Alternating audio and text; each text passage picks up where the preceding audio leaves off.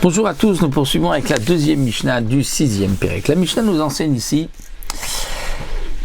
comment va-t-on prendre la Ktouba, prélever la Ktouba, donner l'argent de la Ktouba d'une femme, d'un bien que le mari a sanctifié, offert au Beth Amikdash. Donc n'oublions pas, un homme se marie, il s'engage vis-à-vis de sa femme en cas de divorce ou de décès de lui donner un certain montant.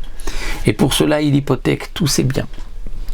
Aujourd'hui, à Magdish Nechasav, quelqu'un offre tous ses biens au Beth Amikdash.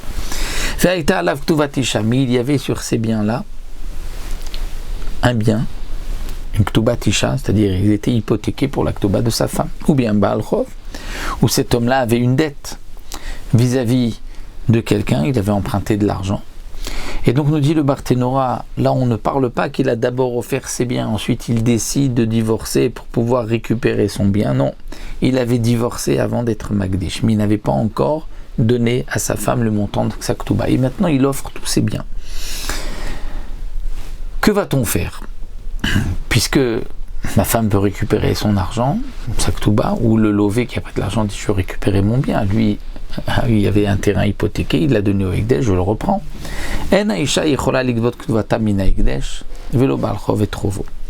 Donc la femme ne pourra pas récupérer le montant de sa Ktouba tant que les biens sont chez le Ekdesh. De même, le Baal Chov ne pourra pas récupérer ce qu'il a prêté, donc la dette, tant que c'est au Ekdesh. Mais qu'est-ce qu'on va faire ? Et là, podé almenat iten shaktubata le Baal Chov et trovo. C'est-à-dire le mari, ou celui dans le deuxième cas, celui qui devait de l'argent, le Barthénora, va devoir d'abord racheter au Ekdesh le terrain, mais pas avec sa valeur, avec une petite somme, un petit quelque chose, afin que l'on puisse donner ensuite le terrain à la femme pour sa Ktouba ou pour le Baal Chov, pour la dette.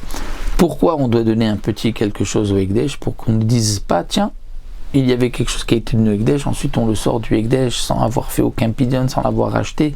Où est passé la Kedusha ? Donc on va d'abord faire un pidyon, c'est-à-dire que le mari vient, va prendre une petite pièce, il va dire voilà, je rachète avec cela le terrain qui était désigné pour la Ktouba de ma femme. Et donc avec cet argent-là, on dit tiens, le Ekdesh a reçu quelque chose, donc le terrain revient. Il n'avait jamais de Kedusha le terrain, puisque le mari ne pouvait pas offrir quelque chose qui était hypothéqué à la femme. Mais même ce qu'on aurait pu dire dans l'erreur que tiens, il y a un terrain qui sort du Ekdesh, une fois qu'il a fait un pidyon avec une petite somme, on ne dira plus rien, donc la femme pourra prendre le terrain, ou de même le lové pourra prendre le terrain du montant de la dette. Ici la Mishnah continue, nous dit Igdish tishim mane vayachovo mea mane. C'est-à-dire, il a offert au Beth Amikdash 90, un terrain qui vaut 90, et la dette était de 100. C'est-à-dire que, même si la dette est plus que le montant du terrain, donc on aurait pu dire que puisque lui a prêté 100 manées, et que le terrain que cet homme-là avait ne valait que 90 manées, donc certainement que le lové, lorsqu'il a prêté, il ne pensait pas récupérer son argent de ce terrain, puisque le terrain n'était pas du montant de la dette, puisque le terrain ne vaut que 90, la dette était de 100. Eh bien malgré tout, on ne dira pas ça, dit le Barthénora, on dira non.